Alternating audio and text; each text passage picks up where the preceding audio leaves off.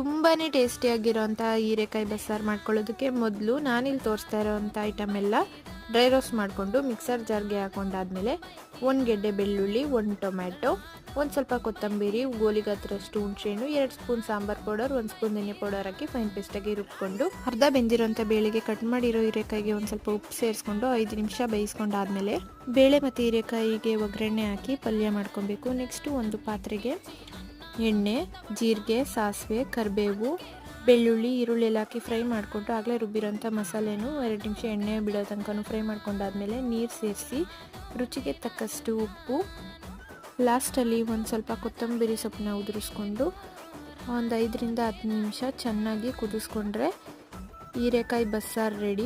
ಅನ್ನಕ್ಕೆ, ಮುದ್ದೆಗೆ ಎರಡಕ್ಕೂ ತುಂಬಾ ಚೆನ್ನಾಗಿರುತ್ತೆ. ಅದ್ರ ಜೊತೆಗೇನೆ ಒಂದು ಸ್ವಲ್ಪ ತುಪ್ಪ ಹಾಕೊಂಡು ತಿಂತಾಯಿದ್ರೆ ಟೇಸ್ಟ್ ಇನ್ನೂ ಡಬಲ್ ಆಗುತ್ತೆ. ನೀವು ಕೂಡ ಒಂದ್ಸತಿ ಟ್ರೈ ಮಾಡಿ ಹೇಗಿದೆ ಅಂತ ಹೇಳಿ. ವಿಡಿಯೋ ಇಷ್ಟ ಆದರೆ